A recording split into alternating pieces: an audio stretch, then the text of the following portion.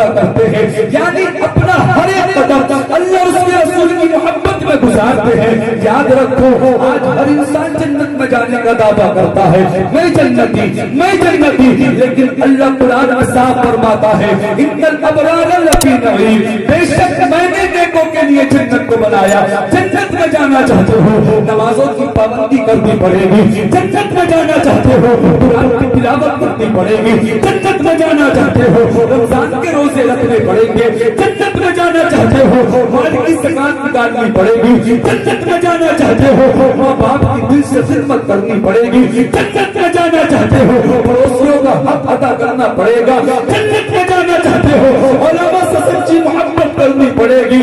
جب ہم اپنے نبی سے محبت کر کے زندگی کو گزاریں گے اور خدا کی پسند بات بڑھنے کے مطلب کے اندر جائیں گے اور آقا کا دیدار ہوگا، انشاءاللہ ہم سنیوں کا بیڑا پار۔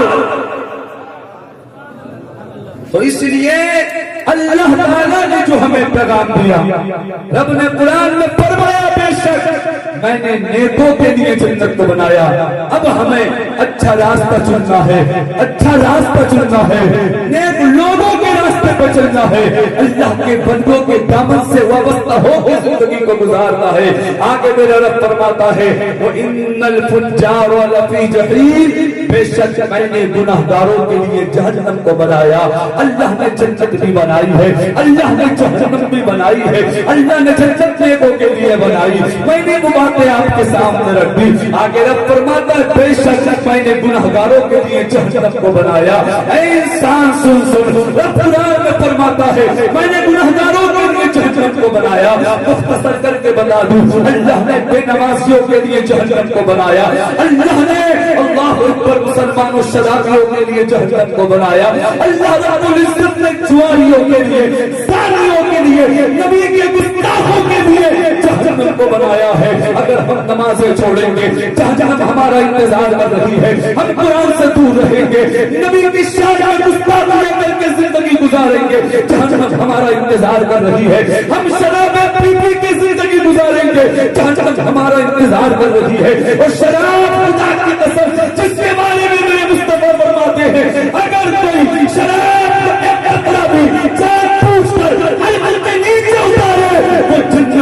جنت کی خوشبو بھی نہیں پائے گا۔ آج لوگوں کے معاملے بات سمجھ میں نہیں آتی، آج لوگ اچھی طرف نہیں جاتے، اچھے راستے کی طرف نہیں جاتے، آج لوگوں نے نہ جانے زندگی کو کیا سمجھ رکھا ہے۔ یاد رکھو ہمارے دوست ہمارے اس وقت تک کام آئیں گے جب تک ہماری سانسیں چل رہی ہے، ہمارے رشتے دار اس وقت تک کام آئیں گے جب تک ہماری سانسیں چل رہی ہے، ہمارے پڑوسی اس وقت تک کام آئیں گے جب تک ہماری سانسیں چل رہی ہے۔ یاد رکھو مسلمانوں ایک دن تو آئے گا جب دوست تمہارے کام نہیں آئے گا، ایک دن تو آئے گا جب پڑوسی تمہارے کام نہیں آئے گا، ایک دن تو آئے گا جب تمہارا قریبی دوست تمہارے کام نہیں آئے گا۔ وہ وقت کون سا ہوگا؟ وہ وقت وہ ہوگا جب تمہارے جسم سے روح نکل جائے گی، تمہارا انتقال ہو جائے گا اور تمہارے چاہنے والے، تمہارے اپنے، تمہارے پڑوسی، تمہارے رشتے دار، تمہارے دوست و احباب تمہیں کاندھے پر اٹھا کے لے جائیں گے اور قبر کے اندر چھوڑ کر آ جائیں گے۔ خدا کی قسم کبھی کبھی جب رات کو سویا کرو اپنی قبر کو بھی یاد کر لیا کرو۔ آج جب ہم اپنے بستر میں سوتے ہیں اکیلے تنہا کمرے کے اندر ہوتے ہیں، اچانک اگر لائٹ چلی جائے تو ہم گھبرا جاتے ہیں، ہم ڈر جایا کرتے ہیں۔ اگر ہماری کمرے کی چھت پر اگر چھلچلی ہم کو نظر آ جائے تو ہم پہ جاتے ہیں، کسی بھی طریقے سے اس چھلچلی کو دور کرتے ہیں۔ لیکن مسلمانوں کبھی تم نے سوچا وہ قبر کا منظر جتنا بھیانک ہوگا، جس کے اوپر بھی مٹی ہوتی ہے، جس کے نیچے بھی مٹی ہوتی ہے، جس کے دائیں بھی مٹی ہوتی ہے، جس کے بائیں بھی مٹی ہوتی ہے، آگے پیچھے مٹی ہی مٹی ہوتی ہے۔ اور آج جب ہم اپنے بستر میں ہوتے ہیں بغیر تکیے کے ہم کو نیند نہیں آتی، تکیوں پہ سونے والوں، بستر لگا کے سونے والوں، کبھی قبر کے بارے میں سوچا؟ جب رات کو اپنے بستر پہ جایا کرو تو یہ سوچ لیا کرو کہ آج ہم نے نمازیں پڑھی یا نہ پڑھی، آج ہم نے قرآن کی تلاوت کی ہے یا نہیں، آج ہم نے اپنے ماں باپ کو سلام کیا ہے کہ نہیں، آج ہم نے پڑوسی کا حق ادا کیا ہے کہ نہیں۔ لیکن آج ہم نمازوں کو چھوڑ رہے ہیں، قرآن کی تلاوت سے دور ہیں۔ آج نوجوان ماں باپ کو بھول بھول کے زندگی گزار رہا ہے، ماں باپ کو ستا رہا ہے، ماں باپ کو گالیاں دے رہا ہے، ماں باپ کو گھر سے نکال رہا ہے۔ ماں باپ کو گالیاں دینے والوں، ماں باپ کو بھوکا مارنے والوں،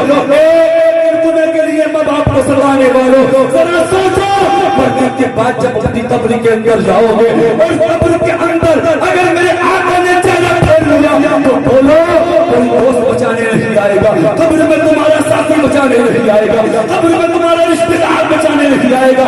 ایک ذات ہے جو قبر میں بھی تمہارے کام آئے گی، ایک ذات ہے جو قیامت کے دن تمہارے کام آئے گی۔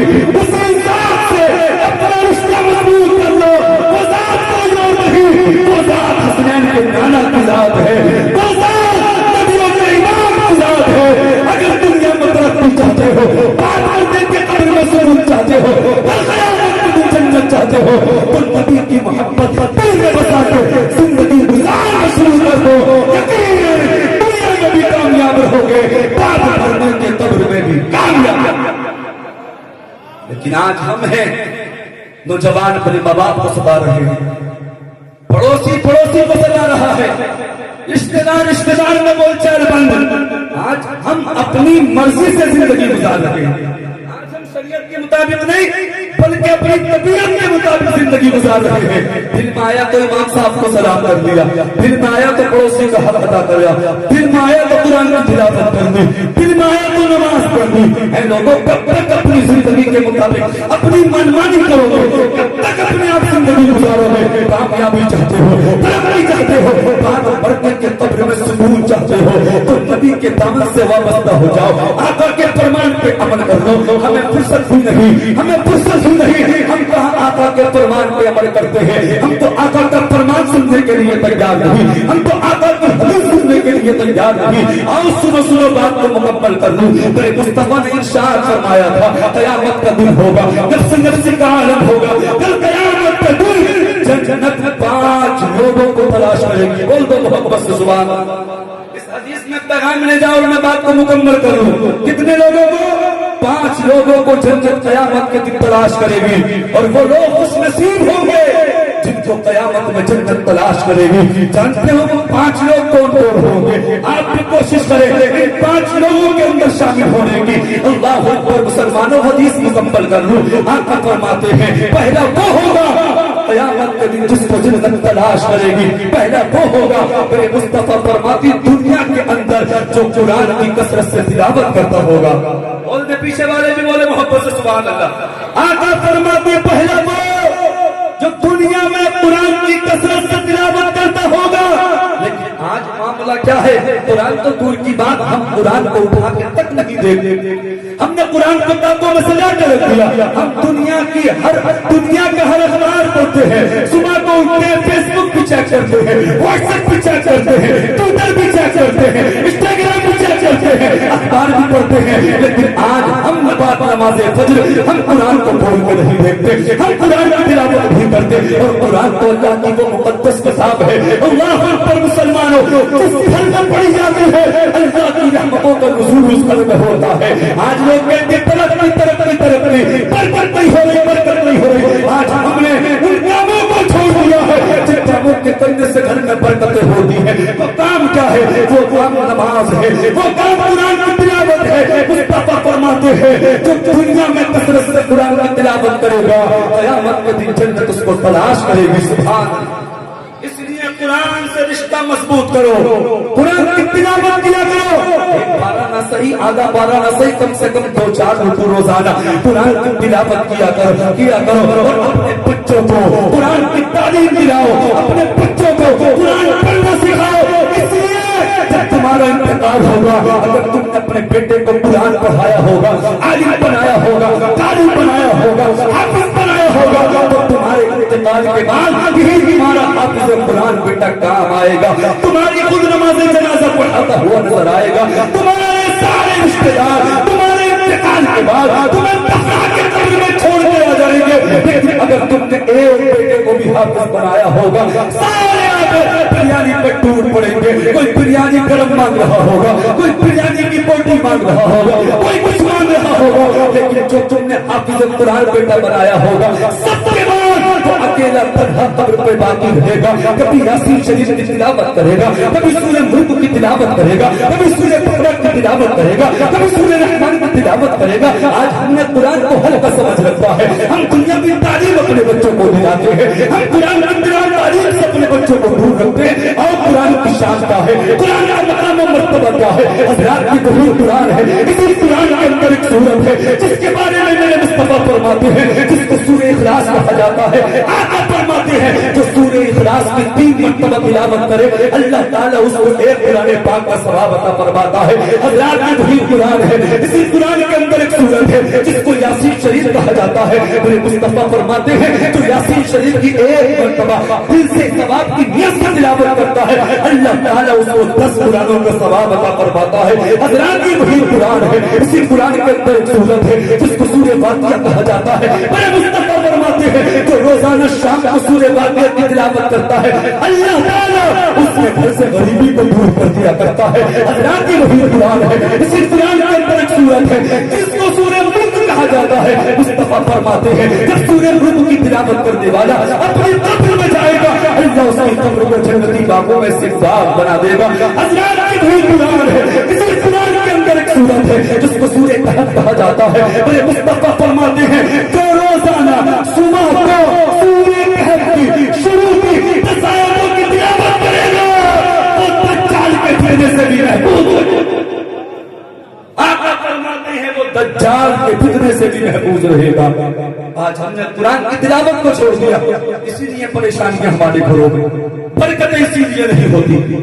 ہم آقا کے فرمان کے عمل نہیں کرتے, پھر کہتے کامیابی نہیں مل رہی. سورہ واقعہ پڑھو, سورہ ملک پڑھو, سورہ یاسین شریف کی تلاوت کرو. آج ہمیں قرآن کی تلاوت کا شوق رہا ہے. آؤ سنو کروڑوں حنفیوں کے امام حضرت امام اعظم ابو حنیفہ, جانتے ہو امام اعظم ابو حنیفہ کو قرآن کی تلاوت کا کتنا شوق تھا. تاریخ بتاتی ہے امام اعظم ابو حنیفہ نے عشاء کے وضو سے 45 سال تک فجر کی نماز کو پڑھا ہے. سبحان اللہ, 45 سال تک. آپ نے یہ تو سنا غوث پاک نے 40 سال تک عشاء کے وضو سے فجر کی نماز کو پڑھا.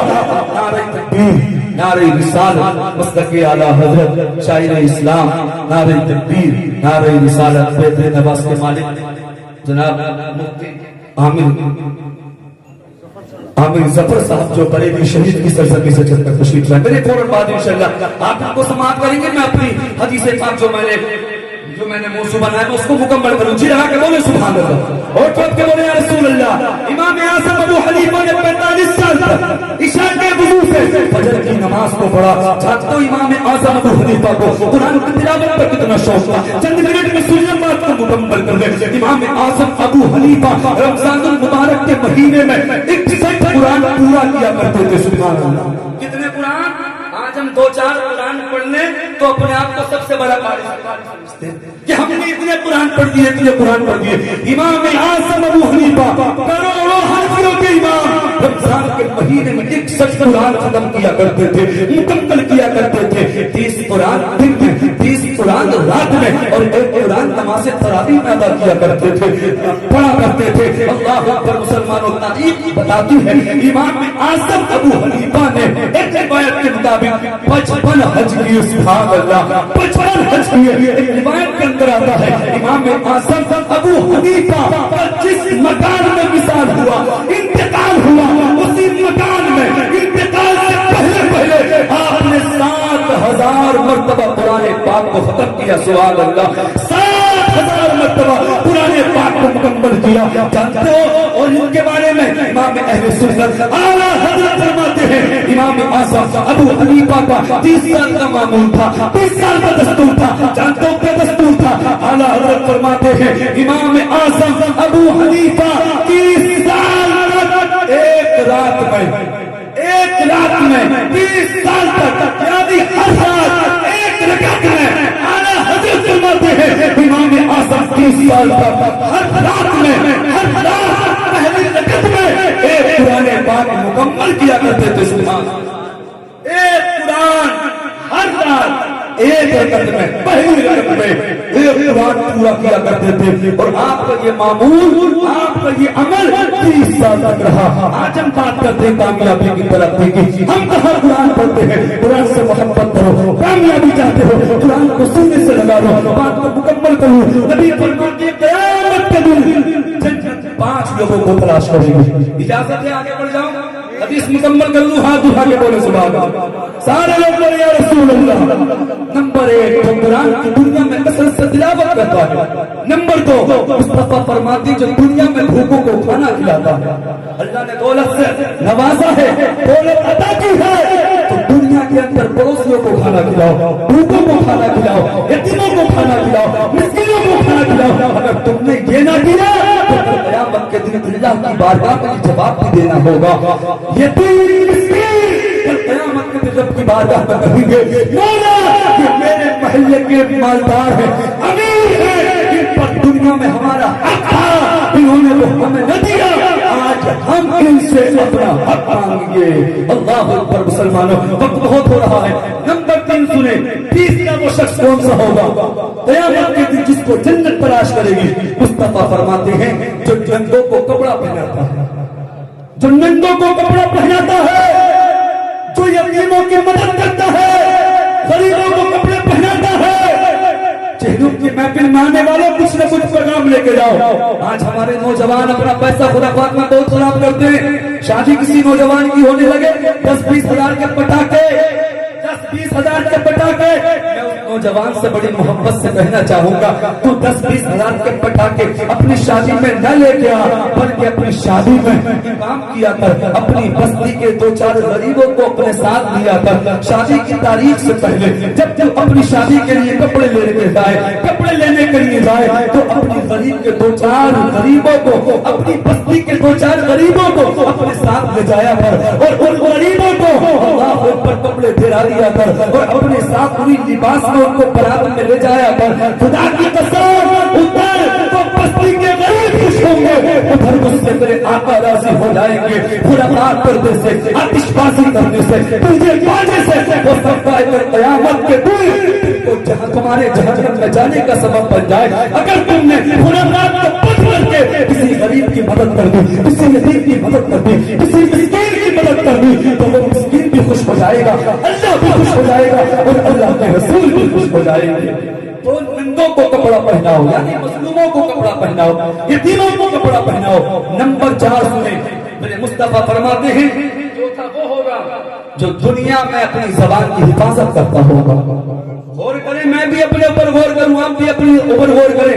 आज नौजवान बिला वजह गाने गुनगुनाते हैं, चौराहों पर गालियां देते हैं, बिला वजह गुनाहों के दलदल में फंसते हैं। मेरा रब कुरान में फरमाता है, वही लिकुल्ली हुमज़तिन लुमज़ा, रब फरमाता है खराबी है उस इंसान के लिए जो अपने भाई की पीठ पीछे बुराइयां करता है। अल्लाह ने ज़बान दी है तो इससे नबी की नाक के तराने गुनगुनाओ। अल्लाह ने ज़बान दी है, सरकार पे इस ज़बान से दुरूद पाक पढ़ा करो, बिना वजह किसी को गाली न दो, चौराहों पर किसी को बुरा भला न कहो, किसी की चुगली न करो, किसी की गीबत न करो। मेरे मुस्तफा फरमाते हैं मन का नज़ा वजहनी की दुनिया कान लहू यौमल क़यामा लिसानुन मिन नार। मिशकात शरीफ की हदीस से पाक है, सफर नंबर